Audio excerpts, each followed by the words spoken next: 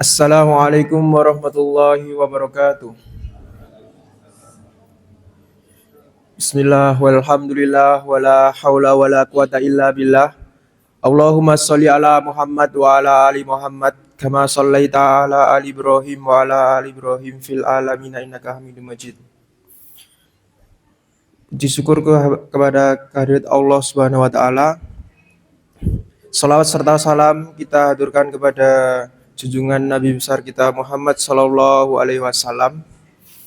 Alhamdulillah pada kesempatan yang berbahagia ini kita diberikan waktu luang untuk menghadiri majelis ilmu dan sangat bersyukur pada kesempatan yang berbahagia ini cuaca sangat mendukung untuk kita hadir di majelis ilmu. Beberapa hari ini alhamdulillah terang. Adapun kalaupun misal hujan, insya Allah jamaah karomah ini tetap semangat untuk mencari ilmu. Seperti itu. Baiklah jamaah karomah yang dimuliakan Allah, untuk acara yang pertama yaitu tilawah. Mohon kepada jamaah untuk bisa membuka mushafnya. Sekarang sudah memasuki surat Al-Imran ayat 53. Mari kita mulai dengan membaca ta'awudz basmalah surat Al-Fatihah dan dilanjut dengan surat Al-Imran ayat 53. A'udzu billahi minasy syaithanir rajim. Bismillahirrahmanirrahim. Alhamdulillahi rabbil alamin. Ar-Rahmanir-Rahim.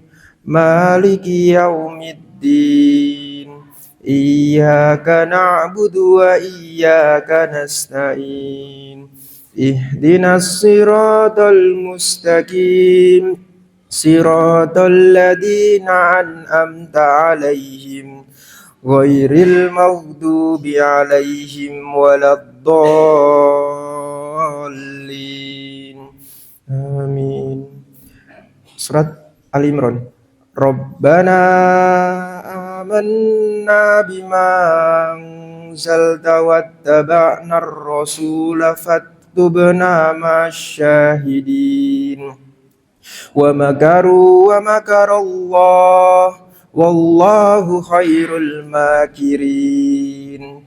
إذ قال الله يا عيسى إني متوفيك ورافعك إلي ومطهرك من الذين كفروا وجاعل الذين اتبعوك فوق الذين كفروا إلى يوم القيامة Summa ilayya marji'ukum fahkumu bainakum fima kuntum fihi takhtalifun.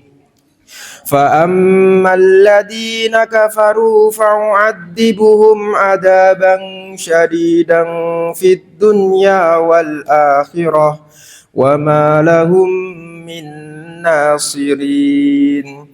Wa ammal ladzina amanu wa 'amilus solihati fayuwaffihim ujurahum wallahu la yuhibbud dhalimin. Dzalika natlu 'alaika minal ayati waddzikril hakim. Inna masala Isa indallahi kamasali Adam khalaqahu min turabin summa qala lahu kun fayakun. Al-haqqu min rabbika fala takum minal mumtarin. Faman hajjaka fihi min ba'di ma ja'aka minal ilmi faqul ta'alau nad'u abna'ana wa abna'akum wa nisa'ana wa nisa'akum wa anfusana wa anfusakum summa nabtahil fanaj'al la'natallahi 'alal kadhibin. Allahumma arhamna bil Qur'an. Insya Allah pada kesempatan yang berbahagia ini kita akan melanjutkan pembahasan pemuliaan jenazah. Tapi pada kesempatan yang berbahagia ini kita akan melanjutkan bersama Ustadz kita, yaitu Ustadz Badrus Abu Zakaria. Berhubung Ustadz sudah hadir di tengah-tengah kita, untuk mempersingkat waktu kepada beliau, waktu dan tempat kami persilahkan.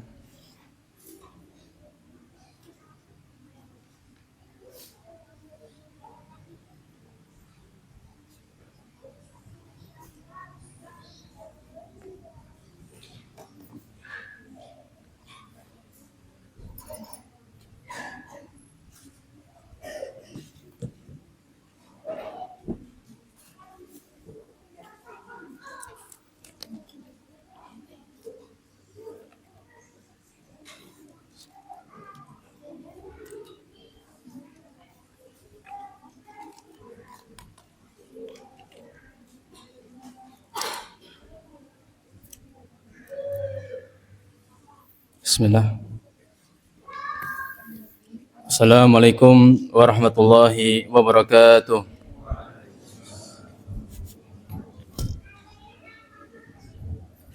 Alhamdulillahirabbil alamin.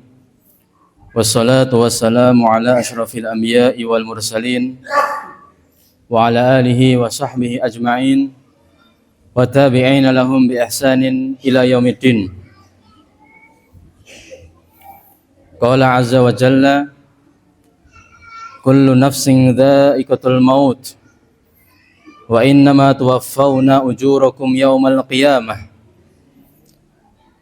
faman zuhziha 'anil nari wa udkhilal jannata faqad faz wa mal hayatud dunya illa mata'ul ghurur. Amma ba'du, fa inna astaqal hadits kitabullah wa khairul hadi hadi Muhammad sallallahu alaihi wasallam wa syarrul umuri muhdatsatuha wa kullu muhdatsatin bid'ah. Ma'asyiral muslimin wal muslimat, a'azzani wa azzakumullah. Para hadirin jamaah karamah, bapak-bapak, ibu-ibu, mbak-mbak, adik-adik sekalian yang semoga dirahmati Allah Subhanahu wa taala. Kita panjatkan syukur kita kepada Allah Subhanahu wa taala karena dalam detik ini kita masih diberikan kesempatan bagi yang masih bermaksiat untuk bertaubat. Bagi yang sudah bertakwa, haruslah dia mengistiqomahkan ketakwaan tersebut. Karena betapa banyak kaum muslimin di luar sana, contohnya di Sumatera, yang tidak Allah beri kesempatan. Sudah habis masa hidupnya, tiba-tiba pada suatu hari yang tidak diketahui kecuali Allah Subhanahu wa taala, turunlah musibah. Musibah yang sangat besar, menunjukkan kebesaran pencipta musibah, yaitu Allah Subhanahu wa taala. Oleh karena itu, kita sebagai seorang mukmin muslim yang masih diberi kesempatan ini, hendaklah sadar umur hanya angka. Seseorang pasti akan merasakan kematian, tapi masalahnya bagaimana kematian kita. Orang pasti akan meninggal, tapi yang kita usahakan adalah bagaimana kita meninggal. Apakah dalam keadaan husnul khatimah, kematian yang baik, berjihad fisabilillah, mati syahid, dalam keadaan taat, Allah cabut nyawanya, dalam keadaan baik juga. Atau ketika tidak dalam keadaan taat, ya. Jadi seseorang, Pak Bu, tidak dalam keadaan taat, mungkin dia biasa saja ya, duduk gitu ya. Tapi selama dia sudah bertobat dari maksiat, juga tidak memiliki pemikiran-pemikiran sesat, kata sebagian ulama, dia juga mati dalam keadaan husnul khotimah. Ya. Jadi husnul khatimah suatu jenis kematian tidak harus dalam keadaan ibadah, ya, dalam keadaan ibadah. Karena kalau husnul khatimah disyaratkan harus dalam keadaan ibadah saja, betapa banyak kaum muslimin yang meninggal tidak dalam keadaan sedang ibadah, ya, dalam keadaan sedang ibadah. Tapi yang penting dia sedang tidak maksiat. Yang kedua, kalau kemarin maksiat, dia sudah taubat. Kemudian yang ketiga, dia hidup di atas akidah yang benar. Masyarul muslimin, azani wa azakumullah. Pertemuan yang berbahagia ini kita diizinkan oleh Allah Subhanahu wa taala ngomong-ngomong kematian, ya. Jadi kita di dunia ini hanya ada dua pilihan. Pertama, dados camat, ya, menjadi seorang camat. Camat itu apa, Pak? Suatu gelar yang dimiliki seluruh kaum muslimin, bahkan seluruh manusia. Camat, calon mati atau calon mayit lah, ya, lebih sopan. Calon mayit.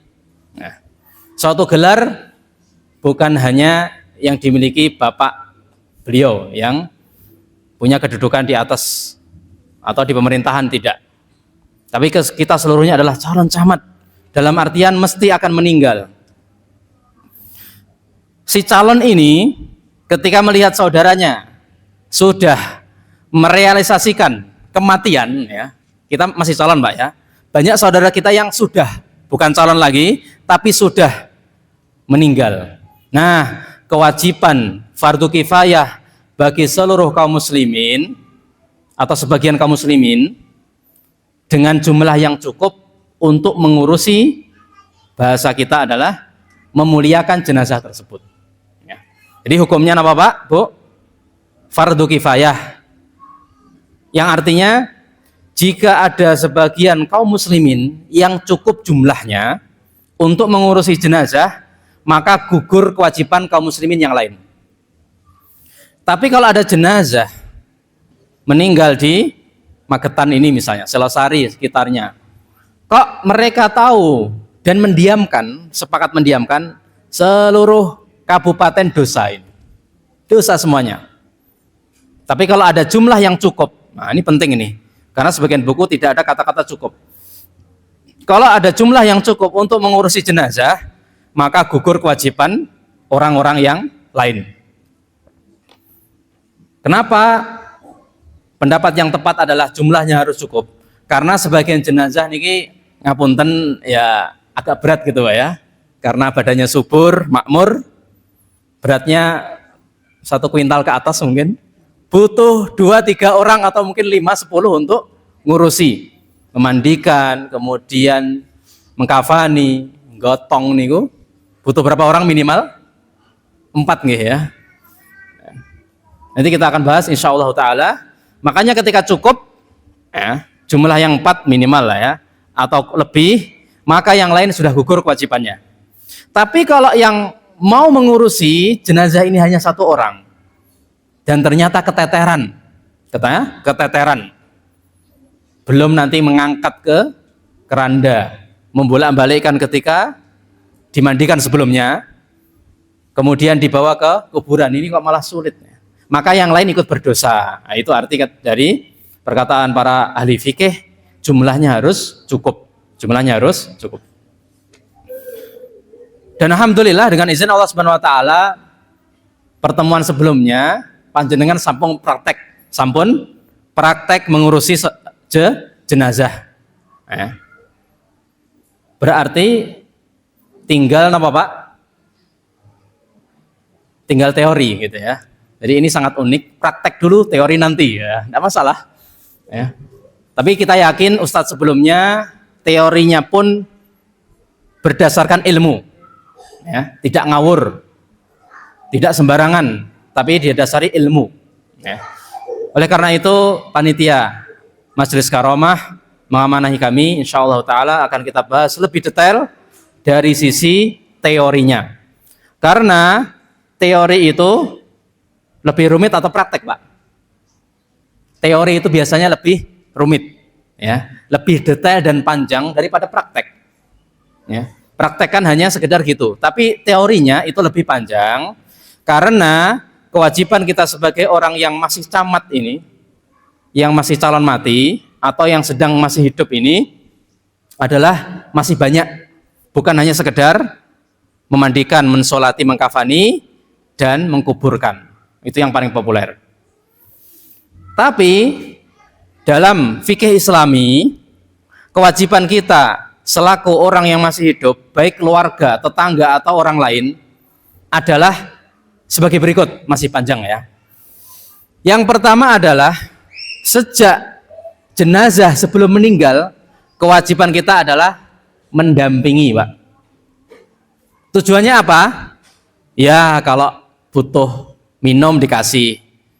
Kalau kangen sate gitu, Pak ya. Ini sebelum meninggal ini terakhir kali dikasih kemuliaan, yaitu apa yang diinginkan dituruti kalau bisa. Selama tidak mengganggu kesehatan. Kalau butuh obat, kita kasih.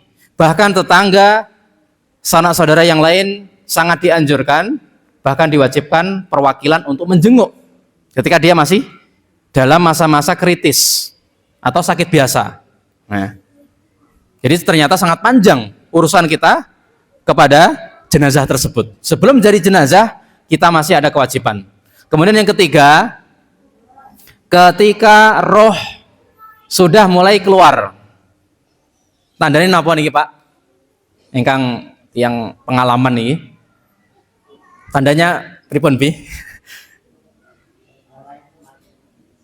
Oh ya, telapaknya mulai putih dingin gitu ya. Itu mulai berjalan rohnya. Nah, sebelum itu, ya, beberapa menit sebelum itu atau ketika itu kalau dia masih mampu, hendaknya ditalkin. Nah, ini. Jadi yang ketiga, kewajiban kita perwakilan yang hadir untuk mentalkinnya, ya. Untuk mentalkinnya. Talkin itu apa? Mendikte kalimat tauhid La ilaha illallah, yang artinya tidak ada sesembahan yang benar kecuali Allah Subhanahu wa taala.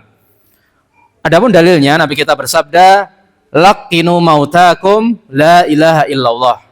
Talkinlah orang yang sedang sekarat, orang yang mau mati dengan la ilaha illallah.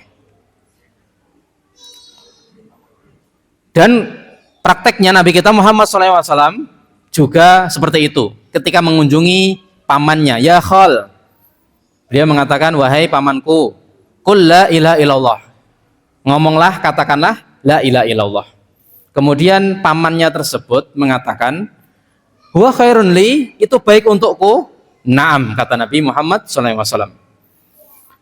Dan salah satu faedah mentalkin la ilaha illallah, yaitu salah satu kunci masuk surga, dia adalah muslim. Untuk memastikan dia muslim, dia mengucapkan la ilaha illallah.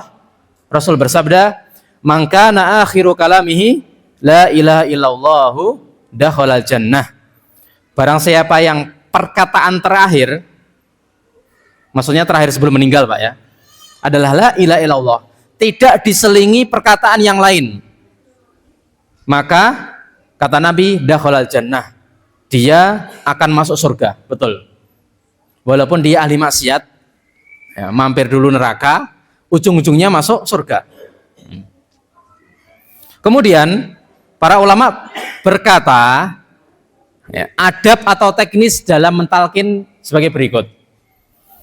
Panjenengan ketika mentalkin harus hati-hati. Pertama, jangan buru-buru. Nah, cepet toh, endang toh, gitu. Ayo gitu, keburu meninggal gitu. Malah ditakut-takuti, khawatir dia malah marah. Malah nesu, marah, kemudian mengeluarkan kata-kata yang tidak enak. Beberapa jenis spesies hewan itu jadi kata-kata ini, Pak ya. Guguk atau apa gitu ya. Atau mungkin jangkrik itu. Dia pisuh, setelah pisuh atau marah, mengeluarkan kata buruk, meninggal, Pak. Berarti dia perkataan terakhirnya adalah buruk, bukan perkataan yang baik berupa la ilaha illallah. Makanya hati-hati. Ini para ulama mewanti-wanti karena di lapangan mereka melihat ada orang yang terburu-buru, ayo cepet, keburu meninggal gitu kan ya. Nah, kemudian ketika dia sudah melantunkan la ilaha illallah, panjenengan diam. Tidak perlu diajak ngobrol yang lain. Dan tidak perlu diulang, cukup sekali saja. Kenapa? Khawatir kalau malah diajak ngobrol yang lain, kemudian setelah ngobrol, belum sempat ngulang la ilaha illallah, meninggal kemudian. Berarti perkataan terakhirnya bukan la ilaha illallah. Ya. Maka ketika dia sudah mengucap la ilaha illallah, cep diam. Para hadirin diam saja, mau membacakan surat-surat, monggo. Ya. Tidak harus Yasin, surat yang lain, atau bacaan-bacaan yang lain, tidak ada masalah. Tapi untuk mentalkin, ketika mayit ini sudah mengucapkan la ilaha illallah cukup. Ya. Dan tidak perlu diulang lagi. Kecuali dia menyela perkataan yang lain, Pak. Misalnya sudah la ilaha illallah, oh ternyata masih hidup gitu ya. Tolong ambilkan minum. Nah, berarti ini batal. Kalimat terakhirnya la ilaha illallah, dia harus ngulangi lagi. Dan talqin ini ditalkinkan kepada yang biasanya sulit dalam keadaan sakit keras. Kenapa? Karena sebagian orang sakitnya itu betul keras, cuman dia masih mampu, Pak. Kalau kita talqin ayo la ilaha illallah, tidak perlu gitu ya. Saya sudah bisa. Nah, orang yang seperti ini tidak perlu, panjenengan hanya memantau, memastikan dia sudah mengucapkan la ilaha illallah atau belum. Ya, atau belum. Tapi mayoritas orang, walaupun dia soleh, walaupun dia hafid, walaupun dia lancar la ilaha illallahnya, di masa-masa sulit itu syaitan, Pak, itu mengiringi di sampingnya. Syaitan dari golongan jin itu mengerumuni orang tersebut. Pertama, yang kedua, orang yang dalam sekarat atau 2 karat, Pak ya. Nah, itu fisiknya sangat lemah. Otaknya sudah mulai ini. Makanya pentingnya mentalkin didampingi keluarga atau yang lain di sampingnya itu. Ya. Bahkan sekelas Imam Ahmad bin Hambal, ya, Imam Ahmad bin Hambal, ulama salaf, pendiri mazhab Hambali, ketika meninggal ada setan di sampingnya. Ada setan di sampingnya yang mengembuskan kepada beliau. Dan beliau menjawab, belum. Anaknya Abdullah atau Soleh mengatakan, wahai bapak, maksudmu belum itu apa? Karena setan membisikkan kepada Imam Ahmad dan beliau mendengar langsung, mungkin melihat juga ya, tidak tahu. Setan mengatakan, wahai Imam Ahmad, kamu sudah ahli surga, sudah jadi ahli surga, udah tenang aja gitu. Jadi ingin membuat Imam Ahmad takjub, ujub, riak, merasa bangga terhadap keilmuan yang suatu luar biasa. Tapi Imam Ahmad cerdas, oh ini tipu daya setan. Dia ingin menjadikan saya orang yang takabur terhadap ilmu, ujub terhadap orang lain, kemudian saya meninggal dalam keadaan sul khotimah. Tapi Imam Ahmad cerdas, beliau mengatakan belum saatnya. Kalau belum saya meninggal, maksudnya ya, kalau belum saya meninggal, melihat malaikat, ya, jadi kisahnya gitu ya, di dalam hadis, melihat malaikat yang wajahnya berseri-seri, membawa kain kafan dari surga, dan baunya harum, nah ini calon penghuni surga. Itu dari sepanjang. Tapi kalau orang fasik dan orang kafir, jadi yang mengkafani bukan orang saja, Pak, malaikat yang membawa roh ke atas langit, itu juga mereka berbondong-bondong dengan kawan-kawannya membawa kain kafan dari surga atau neraka. Tergantung dia calon apa. Kalau calon ahli surga, kain kafannya bagus, wangi. Kalau ahli neraka, kain kafannya dari api neraka, panas dan bau busuk. Nah, makanya itu merupakan tafsir dari firman Allah Subhanahu wa taala, innal ladzina qalu rabbuna Allah tsumma istaqamu tatanazzalu alaihim wa malaikatu alla takhafu wa la tahzanu wa absyiru bil jannati allati kuntum tu'adun. Orang-orang yang mengatakan rabbuna Allah, ahli tauhid, kemudian istiqomah, mereka ketika meninggal datang malaikat mengatakan apa? Selamat, ya. Allah tahzanu, jangan sedih, ya. La takhafu, jangan takut. Wa absyiru bil jannah allati kuntum tu'adun. Kami kasih kabar gembira akan adanya surga yang engkau dijanjikan. Jadi Pak Bu, kabar gembira bagi kaum muslimin adalah sebelum masuk surga masih jauh hari, yaitu ketika roh keluar. Jadi tafsirnya ini ada dua keadaan. Pertama ketika roh keluar, yang kedua ketika di kuburan. Malaikat mengatakan selamat. Sebelum datangnya kalimat selamat itu Pak Bu, kita harus hati-hati. Di dalam keseharian harus banyak amal soleh. Jangan sampai kita yakin, wadalah santai. Muda poya-poya, tua leha-leha, gitu ya. Mati masuk surga. Nah, ini surga mbahnya yang bisa dipesan. Tapi ini surga mahal Pak. Harus butuh perjuangan. Nabi kita yang sudah dijamin masuk surga pun berjihad fisabilillah, berdakwah kemana-mana, dan juga berlumuran darah karena surga itu mahal. Itu yang pertama ya, yaitu adab kita yang masih hidup mentalkin. Yang kedua, setelah kita talkin dan dia sudah mati, alhamdulillah gitu ya, atau innalillah, sunnahnya adalah mengatakan innalillahi wa inna ilaihi raji'un. Kita semuanya punya Allah dan kita akan kembali kepada Allah Subhanahu wa taala. Semuanya, baik yang sudah mati itu tadi atau kita yang masih hidup. Yang kedua, alhamdulillah, kenapa? Sedikit senang karena saudara kita tadi telah sukses mengucapkan la ilaha illallah. Kewajiban kedua, sunnahnya, ini sunnahnya, ketika mayit meninggal adalah menghadapkan ke kiblat. Ya, menghadapkan ke kiblat. Dalilnya adalah Nabi kita SAW menjenguk Bara' bin Ma'rur radhiyallahu anhu, seorang sahabat yang bernama Bara' lagi sakit keras dijenguk Nabi. Ketika menjenguk Nabi telat Pak. Beliau sampun sedo, ya, sudah meninggal duluan. Akhirnya beliau nanya, tadi gimana, wasiatnya apa? Oh, dia berwasiat untuk setelah meninggal dihadapkan ke kiblat. Kata Nabi, ya, betul. Dia telah mendapatkan kesucian. Nah, ini dalil bahwasanya hendaklah sambil menunggu panitia apa? Panitia pemandian, panitia mengkafani, dihadapkan ke kiblat. Cara menghadapkan ke kiblat ini ada dua metode, ada dua cara. Yang pertama, kaki diselonjorkan ke arah kiblat. Arah kiblat sana Pak ya. Kaki diselonjorkan ke arah kiblat sambil menunggu panitia ini ya. Kemudian berarti mujurnya kaki ke kiblat, kaki ke barat. Sana barat Pak ya. Kemudian kepala ke arah timur, tapi kepalanya diberi bantal. Ya. Dikasih bantal seperti ini agar mukanya menghadap ke kiblat. Itu pendapat pertama. Pendapat kedua, dia miring Pak. Miring, sebelah kanannya nempel di bawah. Miring gini ya. Miring seperti ini, mohon maaf ya. Miring seperti ini. Mukanya ke sana dan tubuhnya ke sana. Berarti kakinya selonjor ke arah mana Pak? Selatan. Kemudian kepalanya ke arah utara. Seperti ketika kita mengkuburkan jenazah. Nah itu sunnahnya sambil menunggu panitia seperti itu. Dan pendapat kedua ini lebih tepat.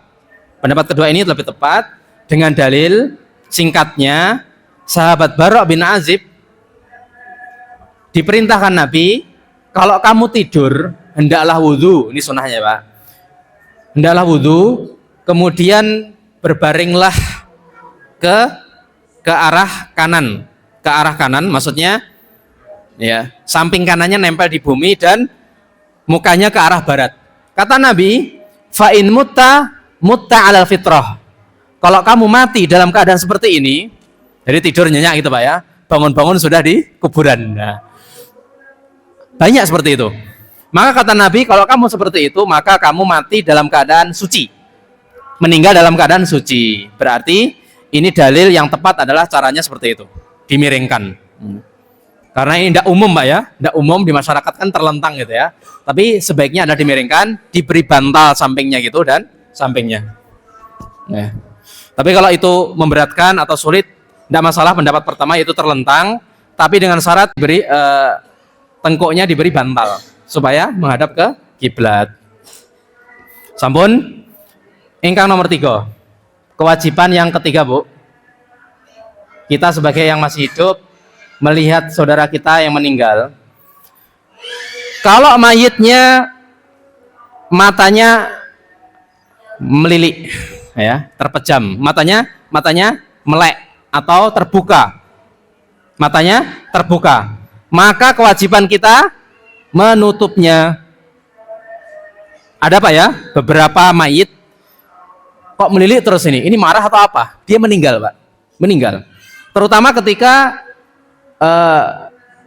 matanya yang berwarna hitam itu ke atas, ya, maka ini sudah meninggal. Suatu hari, ini dalilnya, Rasulullah SAW menjenguk Abu Salamah. Ternyata Abu Salamah sudah meninggal juga. Dan Abu Salamah radhiyallahu anhu matanya terbelalak seperti ini.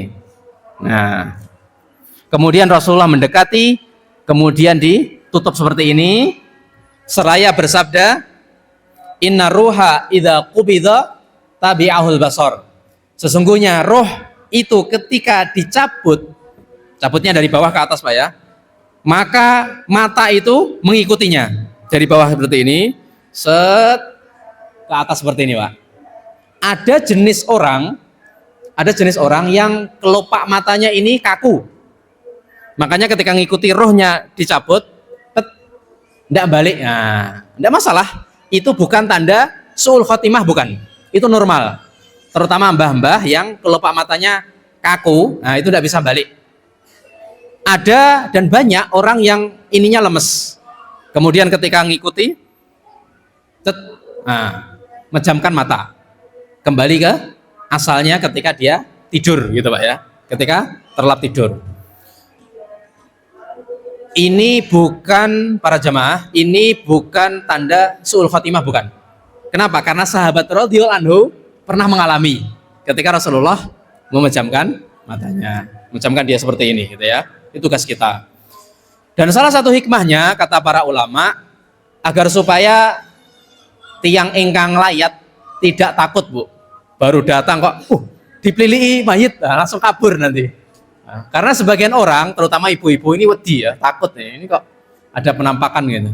Maka kata para ulama, Allah yakbah bimandorihi, supaya tidak jelek mukanya, mengerikan maksudnya, ya, agar tidak mengerikan bagi pelayat atau yang lain. Kemudian di antara hal-hal yang disebutkan para ulama, kewajiban kita terhadap si mayit, ya, sambil menunggu panitia tadi, hendaknya terutama sebagian orang tua yang rahangnya sudah lemas untuk diikat, ya, untuk diikat kain atau tali dari atas kepalanya menuju bawah dagunya, supaya tidak gini, Pak. Ini takut juga, sudah melilik, ya, ditambah mangap, ya, ditambah menganga, maka ini bahaya. Maka panjenengan kalau melihat sebagian orang diginikan, itu memang anjuran ulama. Yang kedua, hendaklah mayit itu ditaruh di atas. Ini anjuran, ya, tidak sampai wajib. Ditaruh di atas dipan atau kain yang tebal, tidak langsung nempel di bumi dengan kain tipis. Kata para ulama, karena kalau langsung nempel di bumi, di lantai beralaskan yang tipis, itu jasadnya mudah terurai, mudah membusuk kalau semakin dekat ke bumi. Kalau semakin tinggi, ditaruh di atas dipan atau lantai 2 gitu, Pak, ya. Nah, itu insya Allah lebih awet. Karena dalam kasus masyarakat itu panitia masih lama nyiapin nyiapin air, nyiapin sabun, nyiapin tempat dan sebagainya. Dan hukum ini berlaku sebelum dimandikan dan setelah dimandikan, atau ketika disolati sudah masuk keranda itu biasanya, alhamdulillah. Jadi sebagian orang, dan itu banyak, terutama di daerah Magelang sekitarnya, ya, jangan dikuburkan dulu, nunggu keluarganya yang mana luar negeri di Jakarta atau yang lagi mudik itu, walaupun berhari-hari Pak, betul, sebagian keluarga jangan nunggu keluarga yang sedang OTW.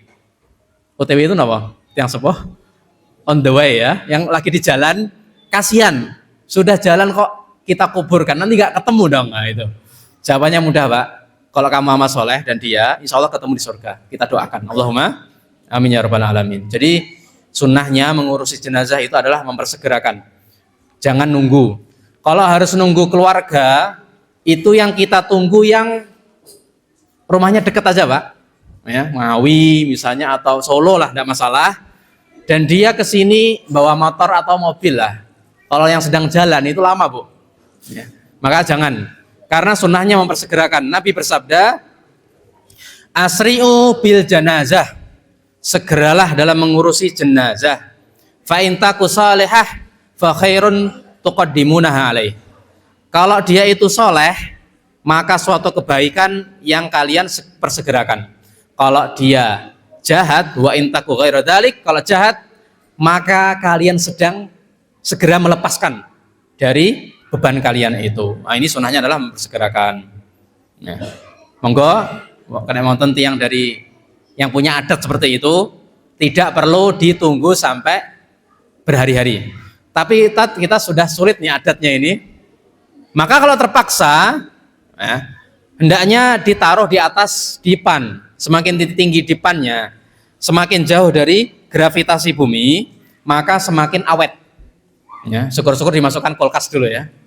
Seperti maksudnya bukan kulkas yang buat makan itu Pak, yang di rumah sakit itu ya. Nah, itu tidak masalah ya, supaya lebih sambil nunggu keluarganya. Karena sebagian orang itu cepat dalam pembusukan dan menggelembung perutnya. Karena kelamaan ya, ada gasnya menggelembung dan jebrot gitu ya. Makanya sebagian ulama mensunahkan, menganjurkan untuk perutnya ditindih sesuatu. Ya, perutnya ditindih sesuatu agar supaya tidak menggelembung. Wallahu bisawab. Ya. Sudah. Dan ketika meninggal sambil ngurusi itu, hendaknya berdoa. Jadi doa untuk mayit ini banyak kondisinya. Ketika sholat, ketika di kuburan, dan sebelum itu semuanya. Ketika meninggal, sakwat nih Pak, Bu, itu sunnahnya didoakan juga. Rasul mengajarkan doa, ya, di antaranya adalah Allahumma ighfir lahu, atau li Abi Salamah di sini karena kasusnya adalah Abu Salamah, warfa darajatahu fil mahdiyin wa khlufhu fi aqibihi fil ghabirin waghfir lana walahu ya rabbal alamin wafsah lahu fi qabrihi wa nawirhu lahu fihi. Ya, mungkin ini agak panjang untuk kita. Kalau pendek ya Allahumma firlahu warhamhu wa fi'afanhu. Nah, itu tidak masalah. Sudah, setelah kita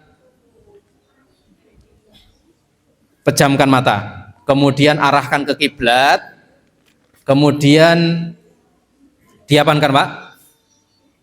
Boleh di sini bagi keluarga yang jauh-jauh dari Solo tadi datang menciumnya, ya, mencium apa? Keningnya, pipinya. Ya, kalau suami istri boleh mencium mulutnya, boleh. Ya. Jadi suatu hari Nabi kita mendatangi mayit dari sahabat bernama Utsman bin Mad'un. Beliau nangis karena sayang beliau, sayang Utsman ini. Utsman bin Mad'un ya, bukan Utsman bin Affan. Beliau nangis, kemudian sampai lohnya ini keluar air matanya. Ya, kemudian beliau memeluk sambil menciumnya, ya, sambil menciumnya. Tapi ini tidak disebutkan di hadis Abu Dawud ini. Beliau mencium apanya? Tapi yakin bukan mulut Pak ya. Mungkin kening atau pipi, ya, atau hidung, ya, atau mungkin jidat atau kepala ya, kepala maksud saya. Tapi kalau untuk suami istri boleh mulutnya, boleh. Sekedarnya ya, jangan terlalu lama-lama nanti bahaya malah. Nah, sudah. Kalau bangun nanti takutnya ya, ini putri tidur ini saya. Jadi itu boleh, ya, boleh. Dan ini tidak jelek atau saru, bukan. Ini sudah dicontohkan oleh Nabi kita Muhammad SAW sebagai pemuliaan terakhir dari sisi mencium. Ya. Kebolehan yang kedua, ya, sebelum dibungkus ini ya, kita menangis, ya, menangis. Nah, ini disebutkan ini. Tapi dengan syarat ketika menangis jangan sampai meratapi. Karena meratapi adalah menangis plus-plus. Menangis plus-plus. Menangis plus marah terhadap takdir. Menyalahkan takdir. Kemudian plus apa? Nangis sambil banting, apa Bu? Banting piring, banting gelas. Ini yang suka seperti itu, bapak-bapak beli gelas plastik aja aman ya. Nah ini tidak boleh. Rasulullah SAW bersabda, ya singkatnya, ada hal-hal yang dari jahiliyah, dari kaum jahiliyah. Di antaranya adalah niyahah, meratapi mayit, menyalahkan takdir. Dan juga Nabi bersabda, laisa minna man syaqqal juyub. Bukan dari golongan kami ketika nangis ditinggal mati menyopek-nyopek bajunya. Ya. Kemudian yu'adzabu al-mayyit bibukai la yu'adzabu bibukai ahlihi. Ketika mayit ini tidak pernah mengajarkan adab orang yang masih hidup, nggak boleh meratapi, maka mayitnya ikut diazab, Pak. Nah, ini bahaya ini. Ini saya kasih kabar dari Rasulullah SAW, beliau bersabda, innal mayyit la yu'adzabu bibukai ahlihi alaihi. Seseorang mayit ini akan diazab karena yang hidup meratapi. Meratapi apa, Pak? Menyalahkan takdir, nangis plus-plus tadi ya. Kemudian merusak baju, mencakar-cakar muka, mencapek-capek atau menjambak rambut, disebutkan semuanya. Bahkan saya pernah melihat sendiri orang Mesir yang keluarganya meninggal, bajunya disobek gini, Pak. Karena mereka memang agak militan ya. Kalau jihad, masya Allah. Tapi kalau dalam kondisi yang imannya lemah, dirobek-robek baju sambil nangis, seret gitu, sambil keliling-keliling kampung gitu. Ini meratapi yang dilarang, tidak boleh. Ini nangis yang dilarang, nangis plus-plus. Tapi kalau nangis biasa, hatinya sedih, ini normal. Kata Nabi itu merupakan rahmat. Innal qalba la yahzan wa innal ain la tadma wa innal la naqulu ila ma yurdi rabbana. Sesungguhnya hati itu sedih, mata menangis, tapi dengan syarat kita ngomong dan berbuat harus yang Allah ridhoi saja. Ini penting ya. Nah, ketika si mayit ketika masih hidup tidak pernah mengajari ini kepada keluarganya dengan mengatakan minimal, nanti kalau saya meninggal jangan diratapi dengan yang pernah dijelaskan, maka dia tidak ikut berdosa. Tapi kalau tidak pernah mengajari, ya, bahkan memerintahkan, seperti orang Nasoro itu, dibayar orang untuk diratapi, dibayar untuk membayar orang untuk supaya meratapi mayit. Karena mereka melihat, wah ini kalau diratapi berarti ini orang besar ini. Orang yang sangat ditangisi kehilangannya. Itu tidak boleh. Si mayit juga berdosa dan diazab juga di kubur. Wallahu bishawab. Sudah?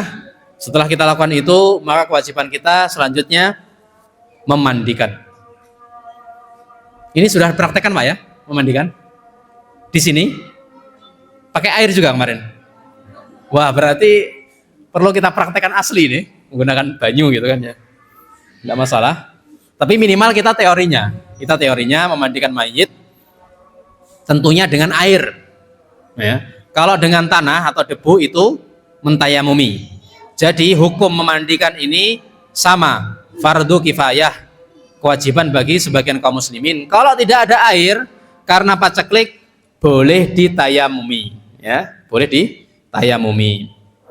Adapun kewajiban memandikan, ini Rasulullah bersabda, igsilnaha salasan au khamsan. Suatu hari Nabi memerintahkan tim pemandi jenazah anaknya yang bernama Zainab, mandikanlah sebanyak 3 kali, 5 kali atau lebih. Jadi sunnahnya dalam memandikan itu tentunya pakai air bersih, suci. Yang kedua, bilangannya ganjil, Pak. Mana sudah dijelaskan? Sudah ya? Bilangannya ganjil. Minimal 3. Kalau 3 terasa kurang, oh ini masih ada kotoran. Khamsan kata Nabi, maka 5. Dalam riwayat yang lain, au witron, ganjil. Jadi kalau 5 ternyata kurang cukup, nah ini harus dibilas dulu ya. Maka bukan 6 sunnahnya, tapi 7. Kalau 7 kurang cukup, berarti berapa Pak? 9. Kalau 9 kurang berarti 11. 11 kurang berarti? Nah, matematikanya nilainya 100 ini. Masya Allah. Oke, kita azan dulu. Insya Allah kita lanjutkan dalam proses memandikan ini agar supaya kita tahu sunnah-sunnahnya dan juga yang harus kita lakukan dari sisi dalil dan juga syariat. Wallahu bisawab. Kita tunda, mudah-mudahan kita diberi kemudahan oleh Allah Subhanahu wa taala. Wassalamualaikum warahmatullahi wabarakatuh. Sifat memandikan jenazah. Sifat memandikan jenazah. Yang pertama, sunnahnya adalah ganjil, minimal 3 guyuran, ya. Maksimal tidak terbatas, sesuai kebutuhan. Yang penting ganjil. Yang kedua, di dalam air sunnahnya diberi daun bidara. Rasul bersabda, ya, iksil nahasalasan aw khamsan aw aksar min dzalika bima'in wasidrin. Jadi basuhlah dengan ganjil dan di sela-sela itu diberi daun bidara. Daun bidara sambung tepang nggih, ngertos niki daun bidara. Kalau tidak punya, para ulama menjelaskan boleh menggunakan sabun, ya. Atau dua-duanya lebih afdol. Sudah sabun, sudah daun bidara, ya, dan yang lain. Kemudian Rasul bersabda, wa ja'alna fil akhirati kafura. Dan di akhir, ya, di akhir itu dikasih wangi-wangian, ya. Di akhir dalam memandikan itu diberi wangi-wangian. Minyak wangi maksudnya, kafur, minyak wangi. Jadi pertama ganjil, yang kedua di tengah-tengah diberi sabun atau daun bidara, lebih baik. Yang ketiga di akhirnya itu diberi wangi-wangian. Nah, ketika memulai, kata Nabi, ibda'na bimaya miniha, dimulai dari sebelah kanan dulu. Wa mawadi'il wudu' minha, dan tempat-tempat wudhu dimulai dari muka, kemudian tangan kanan kiri, kemudian kepala, kemudian kaki. Jelas gini? Jelas. Kemudian apakah boleh kita menelanjangi? Boleh ditelanjangi bulat, ya. Tapi hendaknya tempat aurat mughalladhah, mohon maaf kemaluannya, depan belakang itu diberi penutup. Karena Nabi bersabda, la yang durur rajulu ila auratir rajul wal mar'a ila auratil mar'ah. Tidak boleh seseorang itu melihat aurat laki-laki walaupun dia sudah mati. Sebaliknya, wanita nggak boleh melihat aurat wanita masih hidup atau sudah mati. Ketika sesama jenis tidak boleh melihat, apalagi yang beda jenisnya. Jelas nih? Yang sesama jenis saja Nabi melarang, ya. Apalagi yang berbeda jenis. Dan hukum ini berlaku bagi yang masih hidup atau sudah meninggal. Jadi orang yang mati itu Pak, yang meninggal itu harus dimuliakan seperti dia ketika masih hidup. Auratnya harus dijaga. Ketika memandingan ditutupi, diberi tabir seperti ini Pak ya, tabir. Jadi para hadirin yang sedang melayat itu tidak ikut menyaksikan, makan di video itu tidak boleh, ya. Jadi diberi tabir, yang masuk itu yang berhak saja. Siapa nanti saya sebutkan. Sudah. Kemudian kalau jenazahnya perempuan dan dia punya apa nih? Bukan kucir, kelabang niku napa, Bu? Kepang. Oh ya. Punya kepang, itu ketika memandikan kepangnya diurai, dilepas. Dilepas itu. Kelabangnya itu, kepangnya itu dilepas agar supaya seluruh air memasuki. Sunnahnya ketika rampung mandi, sebelum dikafani, kepangnya dikembalikan. Tapi sunnahnya 3 kepangan. Rasulullah dikisahkan, ya, Ja'alna ra'sa, jadi para wanita yang mengurusi jenazah anak Nabi, binta Rasulullah SAW, anak Rasul, Zainab yang meninggal masih kecil, itu salah satu kurun, dikepang anak Nabi SAW yang perempuan, menjadi tiga kepangan. Ya. Satu pinggir, dua tengah, dan pinggir kanan, tengah, dan pinggir kiri. Itu sunnah nggih. Walaupun dia semasa hidupnya tidak kepangan. Maka sunnahnya adalah mengkepang 3 kepangan. Tapi kalau enggak ini repot, ya minimal dikucir lah ya supaya tidak amburadul gitu. Nah, jadi baik dia ketika hidup atau enggak itu kepangan, maka sunnahnya dikepang, dofair istilahnya ya.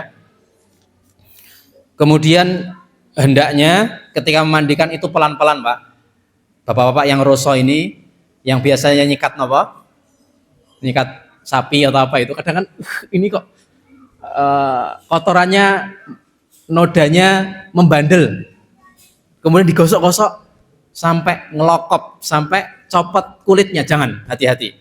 Karena Nabi bersabda, kasru admil mayyit kakasri admil hayy. Admil hayy artinya barang siapa yang memecah, memutus tulang mayit, dosanya seperti memutus tulang ketika dia masih hidup. Artinya apa? Memuliakan orang mati itu seperti memuliakan orang hidup. Kita memukul orang mati, kita pukuli gitu, Pak. Kita pukuli. Kita gosok dengan keras, gitu sampai lecet. Dosanya seperti ketika dia sedang hidup, masih hidup. Rasulullah SAW bersabda, hadis sahih riwayat Abu Dawud. Makanya ketika memandikan dengan lembut, pelan-pelan gitu ya. Kalau ada kotoran kotorannya ini bandel, ya, bandel, maka jangan terlalu keras. Cari sabun atau apa yang sedikit manjur supaya itu keluar. Kemudian hendaknya ketika memandikan itu ditekan-tekan perutnya. Sudah diterangkan Pak ya, diterangkan. Perutnya ditekan-tekan agar supaya kalau ada kotoran yang tersisa ya, di dalam sini ikut keluar. Alhamdulillah. Itu sifat dari memandikan. Adapun yang berhak memandikan itu siapa? Yang pertama yang berhak adalah orang yang soleh.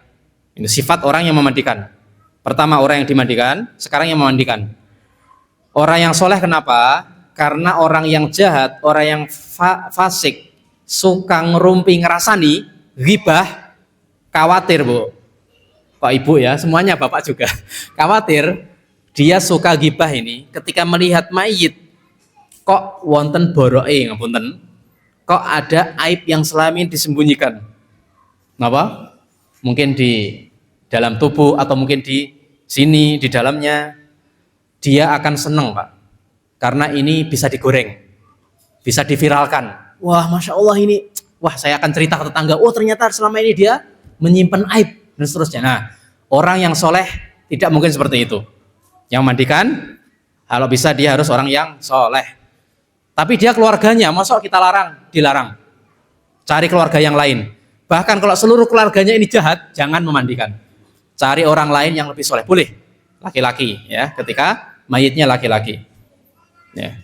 Karena Rasulullah bersabda, man satara musliman satarahullahu yaumil qiyamah.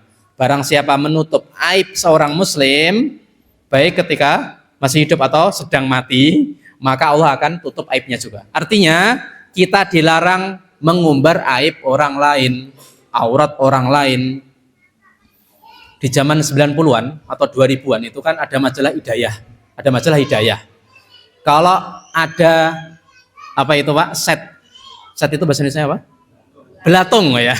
Yang sering dicontohkan itu tuh belatung, keluar dari mulut, dari hidung, dari lubang yang lain.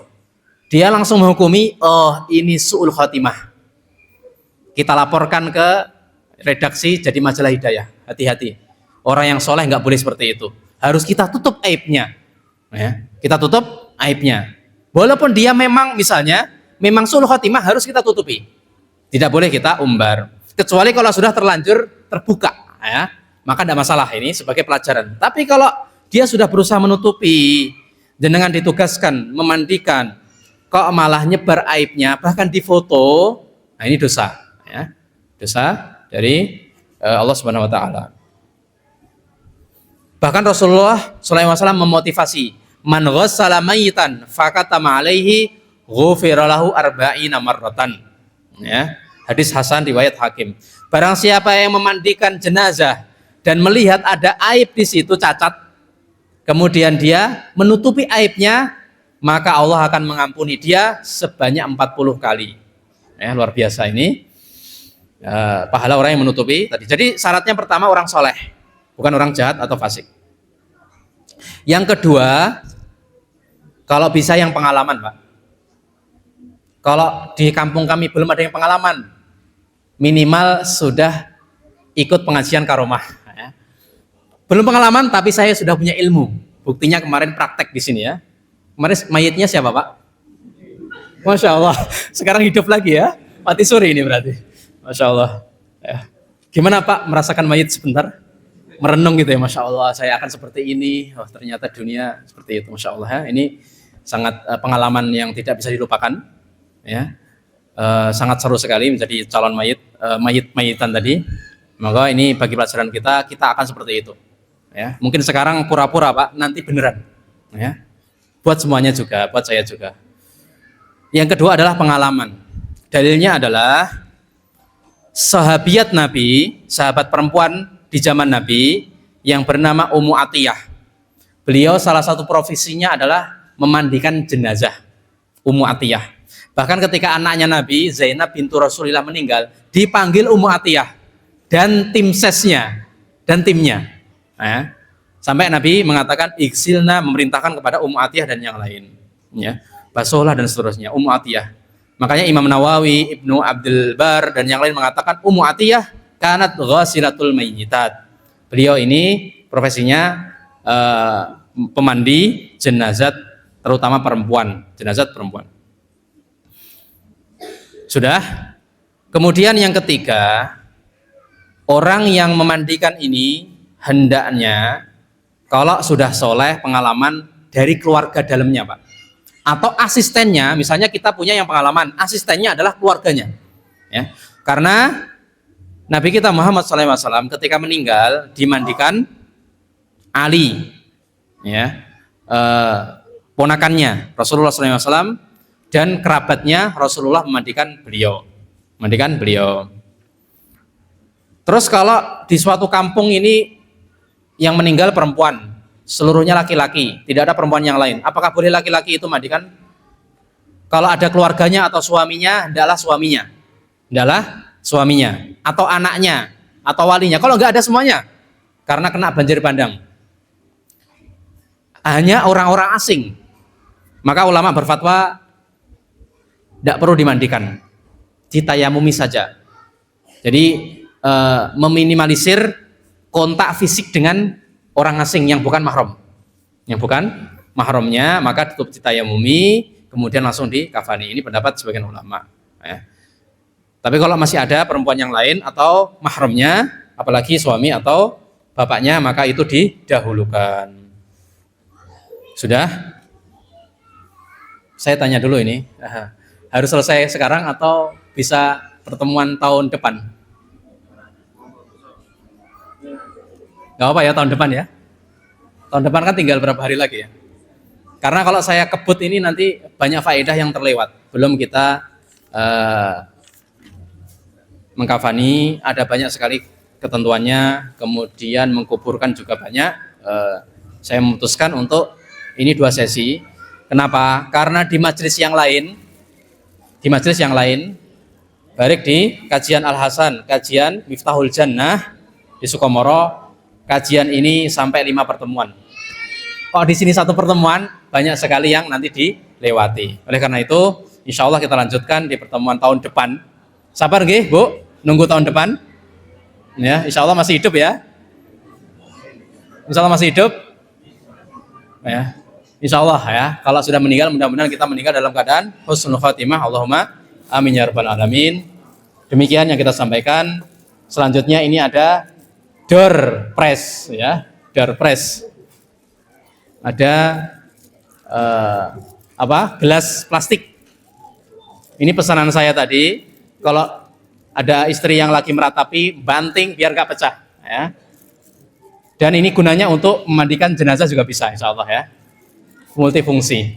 Maka kita jadikan ini door prize pertama.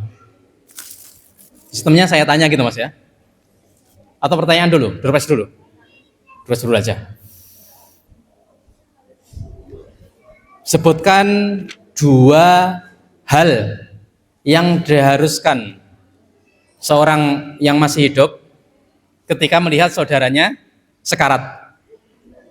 Silakan. 2. Pertama mendampingi, yang kedua mentalkin. Mendampingi ini gunanya untuk apa Mas? Selain mentalkin. Masya Allah, menghibur gitu ya. Menenangkan, kalau butuh minum dikasih gitu ya. Ya betul, Masya Allah. Monggo, silakan.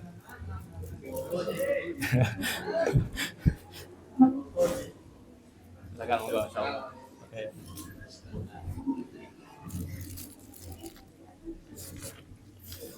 Terus yang kedua, sabun untuk mencuci mayit. Ya, Masya Allah. Ini sesuai dengan tema Mas ya, Derpes kali ini, Masya Allah.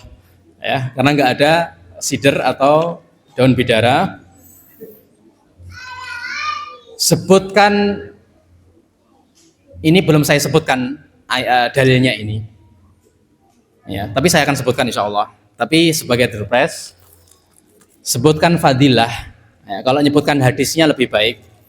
Fadilah menghadiri prosesi jenazah. Fadilahnya apa? Dari Nabi Muhammad SAW. Fadilah menghadiri saja. Bukan mensolati, bukan ini, menghadiri saja. Apalagi mensolati, apalagi memandikan, mengkuburkan dan seterusnya. Mengingat kematian. Kurang tepat ya. Betul tapi kurang betul. kurang tepat. Mengingat kematian itu umum ya. Kita ke kuburan, kita mengingat mati itu mengingat kematian. Tapi dalil khusus dari Nabi, silakan.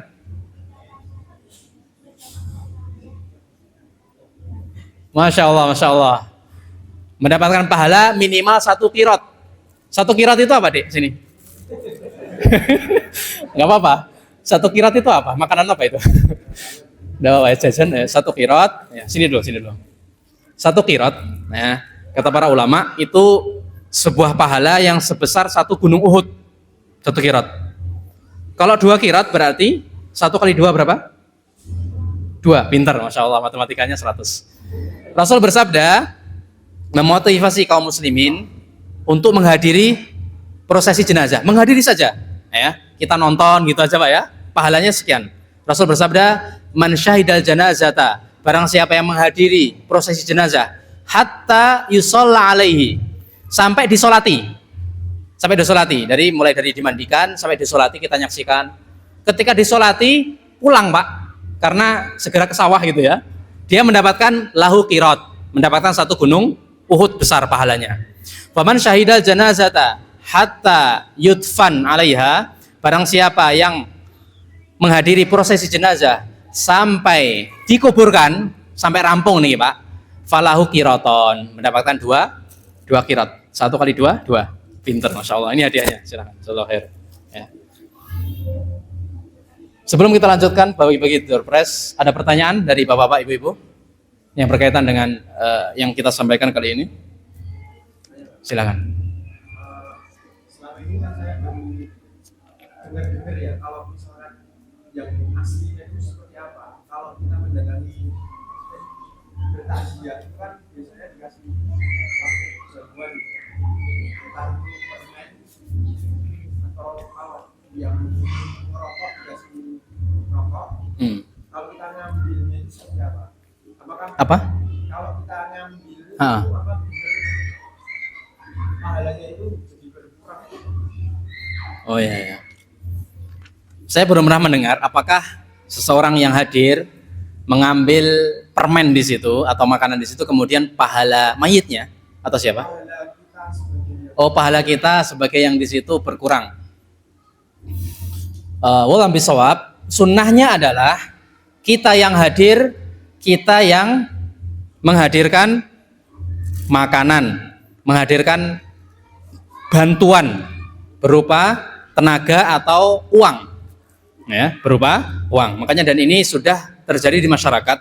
Rasulullah bersabda, "Man azza akhahul mu'min, ya, fi musibatin." Barang siapa yang takziah, azza.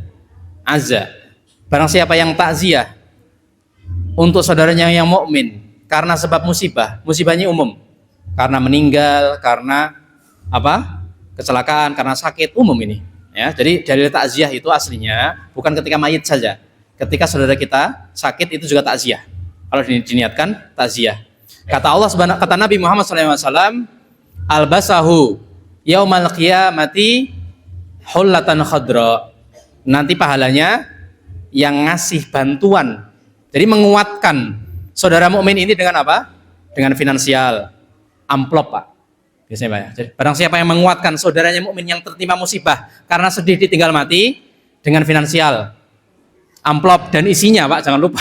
Amplop dan juga tenaga atau kata-kata. Nah, kata jenengan tadi kata-kata, Mas War tadi, kata-kata. Kata-katanya apa? Ini tadi terlewat. Lillahi ma'akhad. Punya Allah diambil, terserah. Walahu ma'ata. Allah punya sesuatu, Allah kasih. Ya. Wa kullu syai'in indahu bi ajalin musamma faltasbir wa tahtasib. Ini sunnah ketika takziah. Yang artinya segala sesuatu punya Allah, segala sesuatu punya masa habis. Maka sabarlah dan haraplah pahala. Ya, ulangi lagi kalau sudah hafal. Ada yang sudah hafal? Lillahi ma'ata. Ya, walahu ma'akhad. Wa kullu syai'in indahu bi ajalin musamma faltasbir wa tahtasib. Ya. Kemudian dalil yang lain, sunnahnya adalah yang datang itu yang ngasih makanan, harta atau bantuan, bukan sahibul bait, bukan sahibul bait. Ada suatu hadis walaupun lemah tapi dikuatkan dengan dalil yang lain. Rasul bersabda, isna'u ala Ja'far atau aman fa innahu qad ata ma yuhzinuhum. Wahai sahabat, buatkanlah itu keluarga Ja'far karena dia sedang ditinggal mati atau meninggal Ja'far bin Abi Abdul Muthalib. Buatkanlah dia makanan. Perintah ini untuk siapa? Para hadirin, bukan keluarganya. Karena Nabi bersabda, isna'u li ali Ja'far ta'aman. Buatkanlah untuk keluarga Ja'far. Buatkanlah, wahai para hadirin, untuk keluarga Ja'far. Rasul nggak bersabda, wahai keluarga Ja'far, buatkan makanan, permen atau apa gitu ya, untuk para hadirin, bukan, kebalik. Karena mereka sudah tertimpa musibah, kok dikasih musibah harus hutang, ya, untuk ngasih jamu. Berarti seakan-akan sudah jatuh tertimpa banjir bandang. Kasihan itu Pak ya. Jadi kita yang datang itu urunan lah ya, minimal 20 atau berapa supaya itu. Jadi itu sunnahnya. Adapun mengambil makanan itu, kalau itu makanan pertama sudah diberikan kepada dari hadirin yang hadir kepada keluarga dan keluarga mengizinkan, maka tidak masalah Mas. Karena itu bentuk dari pemuliaan tamu dari keluarga tadi. Tapi dia tidak wajib, ya. Karena dia sudah menerima permen tadi ya. Atau kalau ibu-ibu biasanya beton apa Bu? Besek atau apa itu? Beras, pinten ton? Saya ikhlasin gitu ya. Tapi kalau yang bes padi, kalau yang bisa banyak ya, kasihan itu ya. Nah, bawa beras, kemudian saya ikhlaskan beras ini untuk hadirin, boleh Mas. Jadi pertama ini seizin yang keluarga. Yang kedua, itu bukan dari harta keluarga, kecuali keluarganya kaya. Dan dia tidak kita paksa, dia mengeluarkan permen, monggo. Tidak ada masalah dan tidak mengurangi pahala kita. Ya. Yang mengurangi pahala adalah wallahi bisawab ketika kita mewajibkan ahli bait untuk menyediakan ini, itu, dan sebagainya untuk kemaslahatan para hadirin, ini yang tidak ada tuntunannya. Ya, memberatkan dan juga kasihan mereka. Dan juga menyelisih sunnah. Sudah? Sekarang bagi-bagi sembako lagi ya. Ini untuk ngelayat Bu ya, insya Allah cocok ini. Ibu-ibu, ini karena ibu-ibu belum ada dapat ya. Untuk bapak juga. Untuk bapak juga.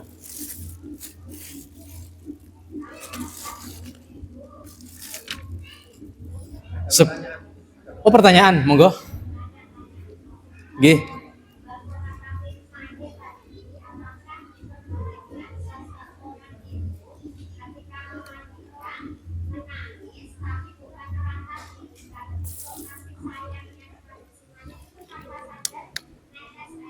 Ya.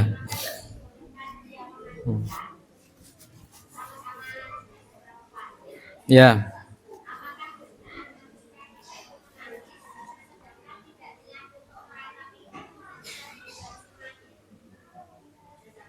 Ya. Wayakum. Jadi meratapi yang dilarang, meratapi itu maksudnya adalah menangis plus-plus, Bu. Menangis plus, menangis plus misuh. Ini Allah tidak adil. Takdir jahat. Kok dia yang mati duluan, saya tidak diajak gitu ya contohnya ya. Kan katanya pas nikah kemarin sehidup semati. Ketika mati kok saya nggak diajak. Menyalahi takdir pertama. Yang kedua, pokoknya sesuatu yang tidak diridhoi Allah. Nangis plus nyalahkan takdir. Nangis plus ngerusak barang-barang di sekitar. Itu yang dimaksud meratapi yang dilarang ya. Adapun menangis biasa, baik sebelum dimandikan, ketika dimandikan, setelah dimandikan, ketika dikuburkan, setelah dikuburkan, menangis terus sampai nikah lagi, gitu ya. Maka nggak apa-apa, boleh menangis ini. Nabi juga menangis, kata Nabi, ketika sahabat Abdurrahman bin Auf mengatakan, "Anta ya Rasulullah," heran sahabat ini. Kok kamu ternyata nangis juga bisa ternyata ya? Dikira Rasul ini makhluk yang beda gitu ya. Rasul menjawab, "Ya Abdurrahman, innaha rahmah." Itu merupakan rahmat. Merupakan rahmat dari Allah Subhanahu wa taala. Nangis, kata Nabi, mata boleh nangis, hati boleh sedih, yang penting mulut dan tangan dan kaki tidak melakukan yang dibenci Allah, itu yang penting. Tapi kalau sampai nangis plus yang melakukan yang dibenci Allah, maka itu masuk ke meratapi. Jadi boleh Buya menangis sambil memandikan, ya, supaya airnya tambah banyak, ya. Masya Allah. Karena lagi paceklik ini. Ada yang lain? Monggo. Waalaikumsalam warahmatullahi wabarakatuh.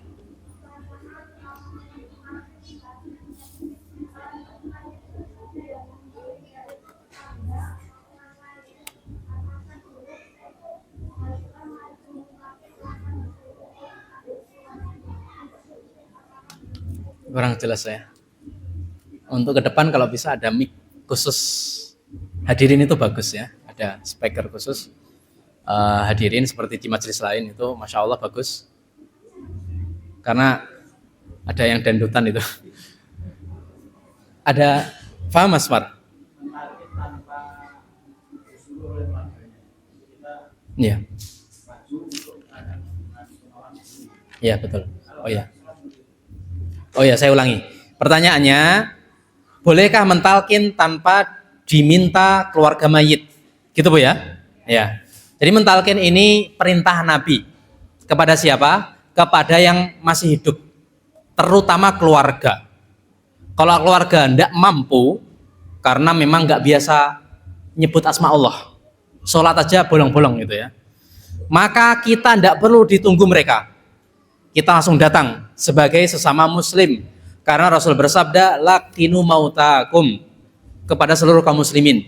Ya. Dan karena tidak mungkin seluruh kaum muslimin mentalkin, ya, nanti malah beledru Bu ya.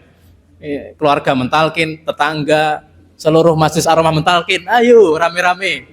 La ilallah, malah bingung tadi, malah takut nanti. Maka urutannya sebagai berikut. Keluarga sebagai orang terdekat. Kalau mereka nggak mampu, kewajiban tetangga. Tetangga mampu, maka keluarga jauh. Orang yang jauh dari rumah itu. Jelas nih? Ya itu. Jadi itu kewajiban bagi umat Muhammad SAW, perwakilan. Mulai dari keluarga, tetangga, dan yang lebih jauh dan seterusnya. Sudah? Ada ibu satu tadi? Ya. Waalaikumsalam.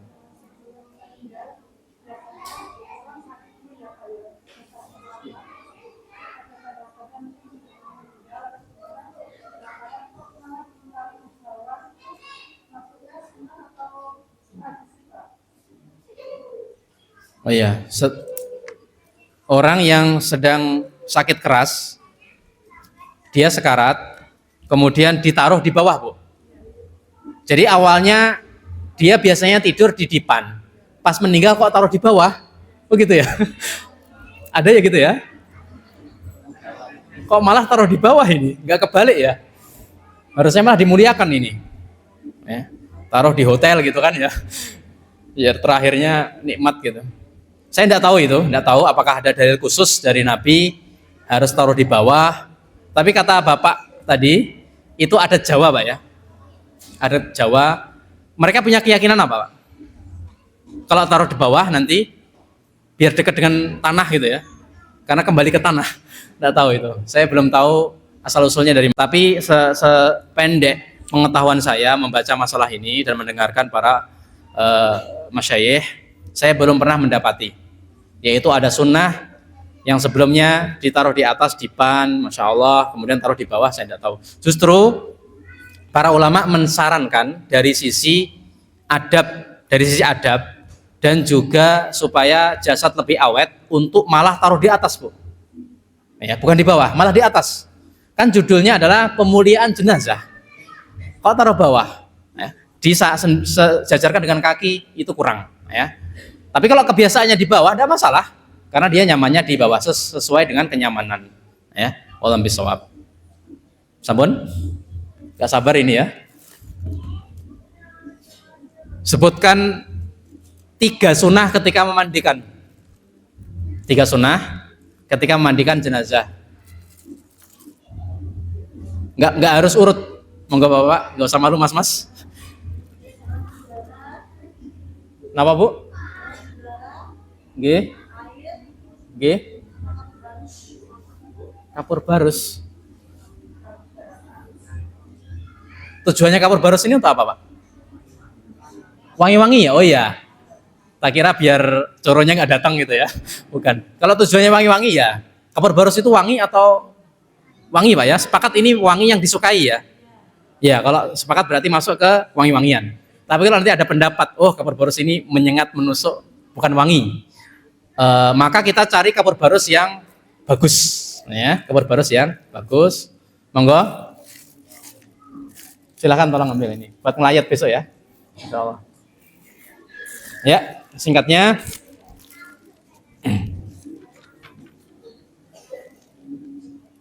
sebutkan 2 cara menghadapkan mayit ke kiblat. Sunnahnya. Monggo Bu.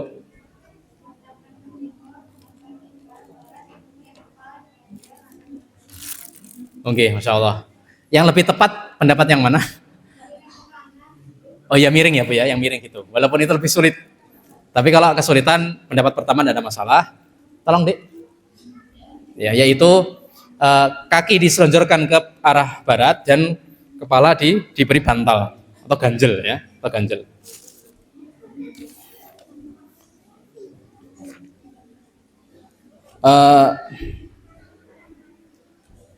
Pertanyaan setelahnya,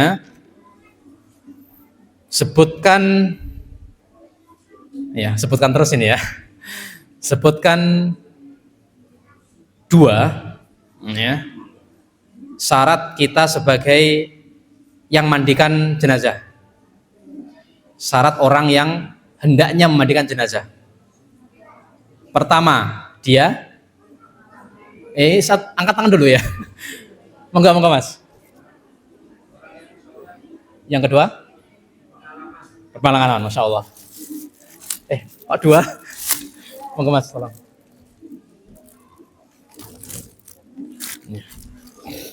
Pertanyaan terakhir sebelum kita tutup insyaallah taala. Sebutkan 1 dalil saja. Bebas dalil yang berkaitan dengan prosesi pemuliaan jenazah. Bebas dalilnya. Dalilnya pakai bahasa Arab berarti Pak ya. Monggo. Ada? Masya Allah. Kalamihi. Masya Allah. Man kana akhiru kalamihi la ilaha illallah dakhala jannah. Barang siapa yang perkataan terakhirnya sebelum meninggal la ilaha illallah maka insya Allah masuk surga. Demikian. Mudah-mudahan yang sedikit ini bermanfaat. Mudah-mudahan kita tambah ilmu, tambah pahala, tambah berkah kajian ar-rahmah dan kehidupan kita. Karena Rasul bersabda, man yuridillahu bi khairan yufaqihu fiddin. Barang siapa yang diinginkan Allah kebaikan, Allah cinta kepada dia, maka akan dipahamkan agama. Sebaliknya, barang siapa yang tidak Allah sukai, maka akan dibodohkan orang tersebut. Salah satunya tidak ingin ikut kajian. Wallahu bisawab. Demikian, mudah-mudahan bermanfaat. Kita doakan saudara kita yang mendahului kita di Sumatera dan sekitarnya, mereka meninggal dalam keadaan husnul khatimah. Dan kita yang masih hidup diberikan keluasan harta, janganlah kita enggan untuk mengeluarkan sebagian yang Allah beri kita nikmat tersebut melalui karomah, ada Pak ya, atau yayasan-yayasan yang lain yang menggalang donasi tersebut, karena Allah sedang menguji mereka dengan musibah dan menguji kita apakah kita terlalu cinta terhadap harta sehingga malas untuk mengeluarkan harta tersebut untuk sedikit meringankan saudara kita. Wallahu a'lam bishawab. Oh ya, dan kita akan mendoakan kebaikan kaum muslimin secara umum dan kaum muslimin yang ada tertimpa musibah secara khusus. Mudah-mudahan kita mengambil ibrah, mempersiapkan diri dalam menghadapi sesuatu yang pasti akan menghadapi kita, yaitu sebuah kematian. Seluruh orang yakin pasti akan mati, maka kita persiapkan untuk memandikan mereka, mensolati dan menguburkan, dan pasti kita akan digitukan juga, yaitu dimandikan, kemudian disolati dan dikuburkan. Dan insya Allah pertemuan setelahnya kita akan lengkapi sampai tuntas, yaitu mensolati dan mengkuburkan, dan kita selesaikan hal-hal yang belum disampaikan. Mudah-mudahan dengan hal ini kita mendapatkan ridha Allah Subhanahu wa taala, mendapatkan balasan yang setimpal dan mendapatkan surga yang dijanjikan. Allahumma amin rabbal alamin. Innallaha malaikatahu yusholluna 'alan nabi ya ayyuhalladzina amanu shallu 'alaihi wa sallimu taslima. Allahumma ighfir lil muslimina wal muslimat wal mu'minina wal mu'minat al ahya'i minhum wal amwat innaka sami'un qaribun mujibud da'awat ya qadiyal hajat. Allahumma a'izzal islam wal muslimin wa adhil kufra wal munafikin. Allahumma aghfir ala ikhwatina fi Sumatera wa man haulaha ala as-sabri wa ta'ah bi rahmatika arhamar rahimin. Allahumma afriq alaihim sabran jamila. Allahumma ajir fi musibatihim. Allahumma ajirhum fi musibatihim. Allahumma akhlufhum khairan min musibatihim. Allahumma ajirhum fi musibatihim. Allahumma akhlufhum khairan fi musibatihim. Birahmatika ya arhamar rahimin. Rabbana hab lana min azwajina wa dhurriyyatina qurrata a'yun waj'alna lil muttaqina imama. Rabbana hab lana min azwajina wa dhurriyyatina qurrata a'yun waj'alna lil muttaqina imama. Allahumma inna nas'aluka husnal khatimah wa na'udzubika min su'il khatimah. Allahumma inna nas'aluka husnal khatimah wa na'udzubika min su'iha wa na'udzubika min su'iha. Rabbana atina fid dunya hasanah wa fil akhirati hasanah wa qina adzabannar. Rabbana taqabbal minna innaka antas samiul alim wa tub alaina innaka antat tawwabur rahim. Allahumma amin ya rabbal alamin. Demikian, kalau ada benarnya mutlak dari Allah Subhanahu wa taala, kalau ada salahnya itu dari syaitan dan dari saya atas nama pribadi mengharap ridho Allah Subhanahu wa taala, ampunannya, dan mohon maaf kepada seluruh jajaran di sini ketika ada kata dan juga pola yang tidak berkenan. Mudah-mudahan Allah mengampuni kita dan menjadi orang yang bermanfaat dunia dan akhirat. Allahumma amin rabbal alamin. Kita tutup dengan doa kafaratul majlis. Subhanakallahumma bihamdika asyhadu an la ilaha illa anta astaghfiruka wa atubu ilaik. Saya kembalikan kepada MC. Wassalamualaikum warahmatullahi wabarakatuh.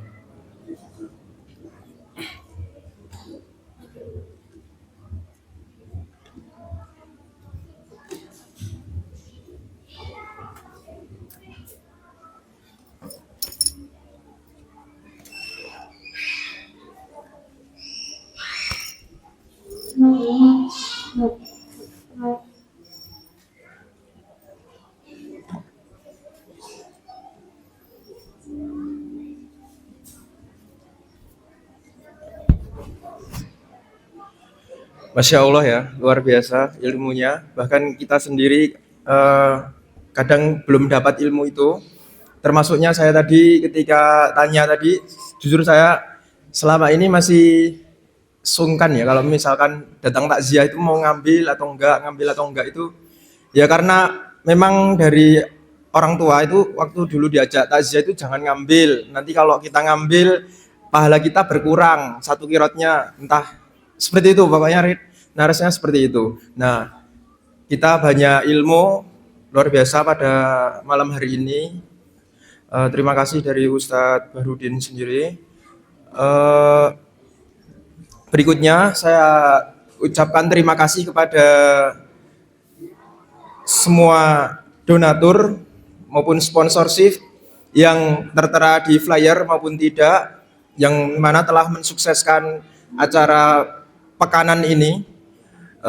Tanpa beliau-beliau ini kita tidak akan bisa semaksimal ini, dan kita terus belajar untuk menjadi pelayan yang baik, dan semuanya itu tentu atas izin Allah Subhanahu wa taala. Dan terima kasih pula dari tim yang telah mondar-mandir mempersiapkan segala borampenya. Beliau ini sangat luar biasa, datangnya yang paling dahulu, kemudian pulangnya juga paling terakhir. Tim media, tim dapur, tim wirawiri, nah semuanya sangat membantu acara ini. Dan untuk semua jamaah yang hadir, kami juga sangat berterima kasih, karena dari kami, dari tim sudah memfasilitasi kalau tidak ada yang datang. Nah, luar biasa hari ini banyak sekali yang datang. Maka ini adalah simbiosis mutualisme ya. Kita menyediakan, kemudian ada yang datang, karena kita dan jemaah maka saling bertaburlah keberkahannya. Berikutnya ingin saya sampaikan bahwa saat ini lembaga Ar-Rahmah ya, ZIS itu membuka penggalangan dana untuk Sumatera di tahap yang kedua. Untuk penyalurannya bisa melalui secara langsung di gerai Karomah, di gerai Ar-Rahmah yang biasa kita buka di depan sekolah, baik kampus 1 maupun kampus 2. Terus atau yang mau ditransfer juga dipersilahkan. Jangan lupa untuk diberi keterangan atas nama siapa, untuk apa, seperti itu. Karena benar-benar hari ini sangat membantu banget ya, sangat dibutuhkan sekali bantuan dari saudara-saudara lain. Semalam saya mendapatkan cerita ya dari siapa, ini yang kemarin itu siapa, Pak Samsul ya. Itu air yang paling dibutuhkan oleh saudara kita itu adalah air bersih. Makanan ya ada, tapi kalau makanan tidak dimasak dengan air ya tentu akan kesusahan. Benar-benar langka air, dan harga air 1 tangki kalau biasa di Magetan itu harganya 150 ya. 150, terus kemudian akomodasinya sama sopirnya itu 300 1 tangki, tapi di sana itu 7 sampai 8 juta per tangki. Jauh sekali. Nah, benar-benar kita membutuhkan uluran tangan kita. Itulah, monggo jamaah yang mau berdonasi setiap harinya bisa dititipkan melalui ZIS Ar-Rahmah. Berikutnya saya sampaikan pula perolehan infak pada kesempatan malam hari ini mendapatkan sebesar Rp430.000. Semoga apa yang kita keluarkan itu akan menjadi tabungan kita kelak di akhirat nanti. Sekian dari saya. Apabila ada kesalahan kata maupun perbuatan, saya mohon maaf. Kita cukupkan, kita membaca doa kafaratul majelis. Subhanakallahumma wa bihamdika asyhadu an la ilaha illa anta astaghfiruka wa atubu ilaik. Assalamualaikum warahmatullahi wabarakatuh.